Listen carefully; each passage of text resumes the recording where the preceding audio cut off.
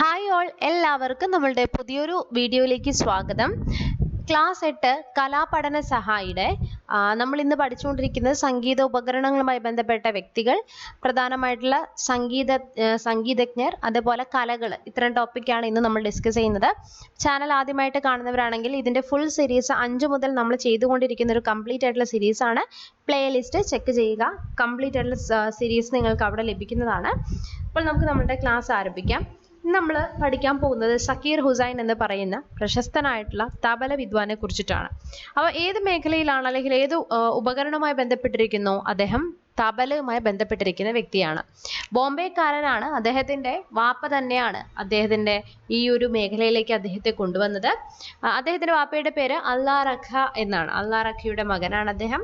12ാമത്തെ വയസ്സിൽ തന്നെ അദ്ദേഹം സംഗീത പര്യടനം ആരംഭിച്ചൊരു വ്യക്തിയാണ്. 1987 അദ്ദേഹം പുറത്തുവിട്ടൊരു സോളോ ആൽബം ഭയങ്കരമായിട്ട് ഹിറ്റാവുകയും പിന്നീട് തബല എന്ന സംഗീതോപകരണത്തിൽ അദ്ദേഹം നവീനമായ രീതികൾ സൃഷ്ടിക്കുകയും ചെയ്തു. ഓക്കെ, അപ്പം തന്നെ അദ്ദേഹത്തിന് 4 കൊല്ലത്തിന് ശേഷം അമേരിക്കൻ ഡ്രം പ്ലെയർ മിക്കി ഹാർട്ടുമായി യോജിച്ചുകൊണ്ട് ഗ്രാമി ഫോർ പ്ലാൻ ഡ്രം എന്ന സംഗീത ആൽബം പുറത്തിറക്കിയിട്ടുണ്ട്. അപ്പം നമുക്കൊരു ചോദ്യം വേണമെങ്കിൽ റാങ്ക് മേക്കിംഗ് ഫാക്ട്സ് ആയിട്ട് വരാം.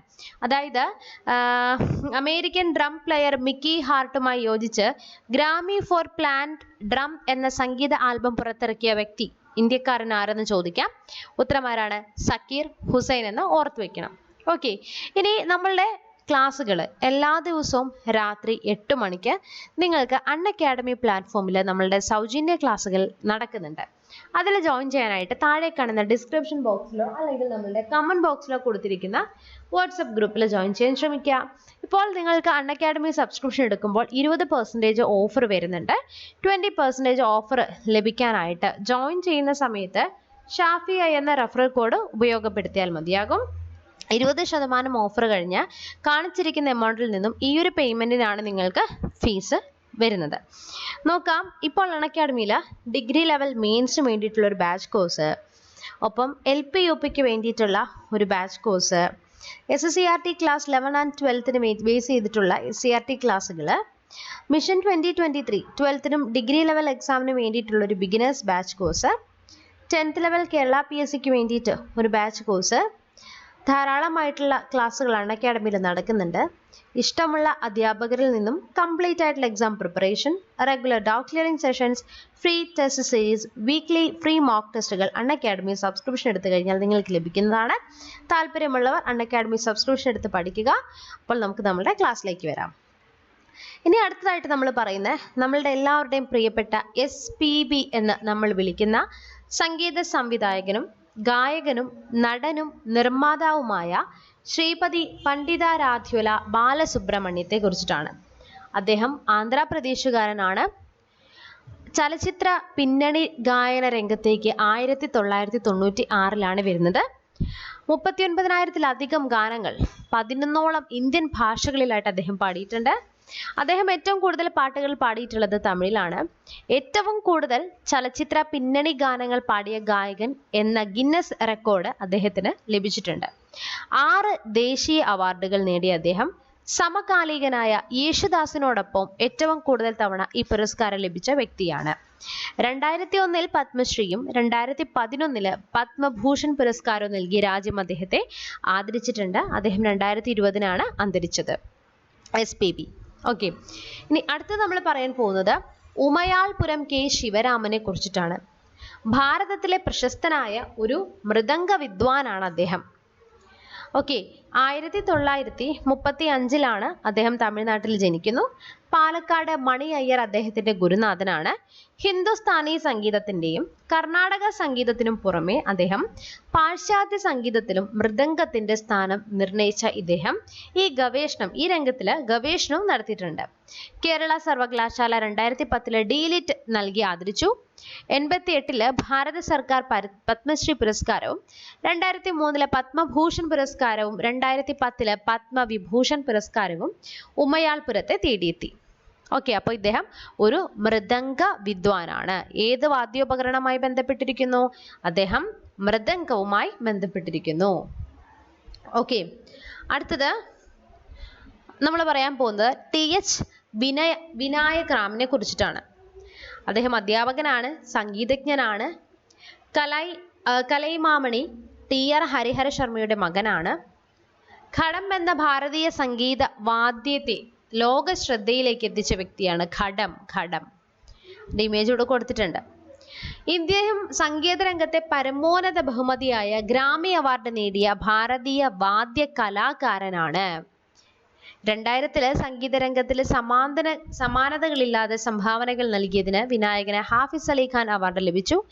2002 പത്മശ്രീ അവാർഡ്, 2014 പത്മഭൂഷൺ ബഹുമതി നൽകി ഭാരത സർക്കാർ അദ്ദേഹത്തെ ആദരിച്ചു. അപ്പൊ നമുക്ക് ചോദിക്കാം കേട്ടോ, ഏത് വാദ്യവുമായി ബന്ധപ്പെട്ടതാണ് TH വിനായകറാം എന്ന് ചോദിച്ചാൽ ഘടം എന്ന് ഓർത്തു വെക്കണം. ഘടം. ഓക്കെ, ഇനി അടുത്ത് നമ്മൾ പറയാൻ പോകുന്ന പ്രധാനമായിട്ടുള്ള കലാരൂപത്തെ കുറിച്ചിട്ടാണ്. ഒരു അനുഷ്ഠാന കലകളിൽ അതുപോലെ തന്നെ നാടൻ കലകളുമായി ബന്ധപ്പെട്ട് നമുക്ക് സിലബസിൽ പറഞ്ഞിട്ടുള്ള ഒരു ടോപ്പിക് തന്നെയാണ് തെയ്യം. നമുക്കറിയാം, ഉത്തര കേരളത്തിലെ പ്രചാരത്തിലുള്ള ഒരു അനുഷ്ഠാന കലയാണ് ഈ തെയ്യം എന്ന് പറയപ്പെടുന്നത്. പ്രധാനമായിട്ടും ഇതിൽ ഉപയോഗിക്കുന്ന വാദ്യങ്ങൾ ഏതൊക്കെയാണ്? വാദ്യോപകരണങ്ങൾ ചെണ്ട, കുഴൽ, ഉടുക്ക്, പെരുമ്പറ. അപ്പൊ നമുക്ക് ചിലപ്പോൾ ഇങ്ങനെ ഇതൊക്കെ പ്രസ്താവന രീതിയിൽ പറയാം കേട്ടോ, അല്ലെങ്കിൽ ഇങ്ങനെ പറയാം, തെയ്യത്തില് അല്ലെങ്കിൽ തെയ്യം എന്ന കലാരൂപത്തിൽ ഉപയോഗിക്കാത്ത വാദ്യോപകരണങ്ങൾ താഴെ പറയുന്നവയിൽ ഏത്? അപ്പൊ ഏതൊക്കെയാ? ചെണ്ട ഉപയോഗിക്കുന്നുണ്ട്, ഉടുക്ക് ഉപയോഗിക്കുന്നുണ്ട്, പെരുമ്പറ ഉപയോഗിക്കുന്നുണ്ട്, കുഴൽ ഉപയോഗിക്കുന്നുണ്ട്. അടുത്തത് പടയണി. നമ്മളുടെ കേരളത്തിന്റെ പ്രാചീന സംസ്കാരത്തിന്റെ പ്രതീകങ്ങളിൽ ഒന്നായി ഭഗവതി ക്ഷേത്രങ്ങളിൽ അവതരിപ്പിച്ചു വരുന്ന ഒരു അനുഷ്ഠാന കലയാണിത്. ഇതില് തപ്പ്, കൈമണി, ചെണ്ട എന്നിവയാണ് ഇതിലെ പ്രധാന വാദ്യങ്ങൾ. തപ്പ് ഉപയോഗിക്കുന്നുണ്ട്. തപ്പ് പ്രധാന വാദ്യോപകരണമായിട്ട് വരുന്ന കലാരൂപം ഏതാണെന്ന് ചോദിച്ചിട്ടുണ്ട്, പ്രീവിയസ് ആണ്. ഏതാണ്? പടയണിയാണ്. തപ്പ്, കൈമണി, ചെണ്ട ഇവയൊക്കെയാണ് പടയണിയിൽ ഉപയോഗിക്കുന്നത്. ഇനി തീയാട്ടം അല്ലെങ്കിൽ തീയാട്ടം എന്ന് പറയും. നമ്മളുടെ കേരളത്തില് പണ്ടത്തെ അല്ലെങ്കിൽ പ്രാചീനമായിട്ടുള്ള ഒരു അനുഷ്ഠാന കലയാണ്. ക്ഷേത്രങ്ങളിലും തറവാടുകളിലും ഒക്കെ ഉപയോഗിക്കപ്പെടുന്ന ഒന്നാണ്. ഇതെന്ന് പറയുന്നത് തീ കൊണ്ടുള്ള നൃത്തം എന്ന അർത്ഥത്തിലാണ് ഈ പേര് വന്നതെന്നാണ് പറയപ്പെടുന്നത്. കത്തി നിൽക്കുന്ന പന്തത്തിലേക്ക്, ജ്വാലയിലേക്ക് തെള്ളി ഇങ്ങനെ പൊടി അല്ലെങ്കിൽ അഗ്നിയെ ജ്വലിപ്പിക്കാൻ ഉപയോഗിക്കുന്ന ഒരു തരം പൊടിയാണ് തെള്ളിപ്പൊടി എന്ന് പറയുന്നത്. അത് എറിഞ്ഞുകൊണ്ട് അന്തരീക്ഷത്തിലേക്ക് അഗ്നിജ്വാല തെറിപ്പിക്കുക തെയ്യാട്ടില് സ്ഥിരം കാണുന്ന ഒരു പ്രകടമാണ്. തീ കൊണ്ടുള്ള ആട്ടമാണ് തെയ്യാട്ടം. ഇതിൽ ഉപയോഗിക്കുന്ന പ്രധാന വാദ്യോപകരണങ്ങൾ ഏതൊക്കെയാണ്? പറ, ഇലത്താളം ഇവയാണ് പ്രധാനമായിട്ടും തീയാട്ടിൽ ഉപയോഗിക്കുന്ന വാദ്യോപകരണങ്ങൾ. ഓക്കെ, ഇനി നമുക്ക് നോക്കാം. അടുത്ത് നമ്മൾ പറയാൻ പോകുന്നത് സംഗീത ഉപകരണങ്ങളെ നമ്മൾ 4 ആയിട്ടാണ് തരംതിരിക്കുന്നത്. കാറ്റുകൊണ്ട് പ്രവർത്തിക്കുന്ന ഉപകരണങ്ങളെ നമ്മൾ സുഷിരവാദ്യങ്ങൾ എന്നും, തന്ത്രികളിൽ തട്ടി ശബ്ദമുണ്ടാക്കുന്നവയെ നമ്മൾ തന്ത്രിവാദ്യങ്ങൾ എന്നും, തുകൽ ഉപയോഗിച്ച് കെട്ടിയുണ്ടാക്കുന്നവയെ തുകൽ വാദ്യങ്ങൾ എന്നും, ലോഹങ്ങൾ ഉണ്ടാക്കുന്നവയെ നമ്മൾ ലോഹവാദ്യങ്ങൾ എന്ന് പറയും. സുഷിരം, തന്ത്രി, തുകല്, ലോഹവാദ്യങ്ങൾ. ഇനി അടുത്ത് നമ്മൾ പറയാൻ പോകുന്നത് കർണാടകയിലെ ധർവാഡ് ജില്ലയിൽ ജനിച്ച നമുക്കറിയാം പണ്ഡിറ്റ്, ശാസ്ത്രീയ സംഗീതത്തില് ഖയാൽ വായ്പാട്ടിൽ വിദഗ്ധനായ സംഗീതജ്ഞനാണ് പണ്ഡിറ്റ് ഭീംസൻ ഗുരുരാജ് ജോഷി.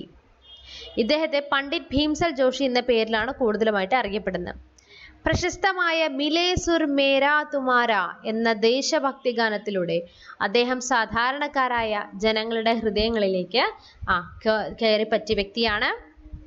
ഒപ്പം തന്നെ 3 പത്മ പുരസ്കാരങ്ങളും പരമോന്നത സിവിലിയൻ ബഹുമതിയായ ഭാരതരത്നവും നേടിയ 2 പേരിൽ ഒരാളാണ് പണ്ഡിറ്റ് ഭീംസൻ ജോഷി.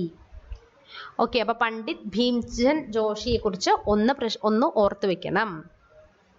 ഓക്കെ, ഇനി നോക്കാം. MDR എന്ന പേരിൽ അറിയപ്പെടുന്ന മഞ്ഞപ്ര ദേവേശ ഭാഗവത രാമനാഥൻ മികച്ച കർണാടക സംഗീതജ്ഞനാണ്. സ്വതസിദ്ധമായ ശബ്ദ സവിശേഷത കൊണ്ട് കർണാടക സംഗീതത്തെ തൻ്റെതായ വ്യക്തിമുദ്ര പതിപ്പിച്ച വ്യക്തിയാണ്. 1923 മദ്രാസ് പ്രവിശ്യയിലെ, ഇപ്പോൾ നമ്മളുടെ കേരളം പാലക്കാട് ജില്ലയിൽ വരുന്ന മഞ്ഞപ്ര ദേവേശ ഭാഗവതറിൻ്റെയും സീതാലക്ഷ്മി അമ്മാളിൻ്റെയും മകനായിട്ട് ജനിച്ചു. ഇദ്ദേഹം തമിഴ്, തെലുങ്ക്, സംസ്കൃതം എന്നീ ഭാഷകളിൽ 300-ലധികം കൃതികൾ രചിച്ച വ്യക്തിയാണ്. തൻ്റെ ഗുരുവായ ടൈഗർ വരാദാചാര്യരോടുള്ള ബഹുമാനമാസൂചകമായി വരദദാസ എന്ന പദം അദ്ദേഹത്തിന് തന്റെ കൃതികളിൽ മുദ്രയുമായി ഉപയോഗിച്ചു. രാമനാഥൻ ഭാരതീയ സംഗീതത്തിന് നൽകിയ സംഭാവനകളെ മാനിച്ചുകൊണ്ട് 1974 രാജ്യം അദ്ദേഹത്തിന് പത്മശ്രീ നൽകി ആദരിക്കുകയും ചെയ്തു. അപ്പോൾ MDR എന്നറിയപ്പെടുന്ന ഭാഗവതർ രാമനാഥൻ അല്ലെ, അദ്ദേഹത്തെ കുറിച്ചിട്ടാണ് നമ്മൾ പറഞ്ഞത്. ഇനി നമ്മൾ അടുത്ത് പറയാനായിട്ട് പോകുന്നത് കലാരൂപങ്ങൾ, നൃത്തവുമായി ബന്ധപ്പെട്ട ടോപ്പിക്കാണ്.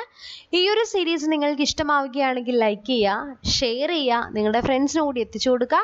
അപ്പോൾ അടുത്ത വീഡിയോയിൽ വീണ്ടും കാണുന്നവരെ till then bye and thank you.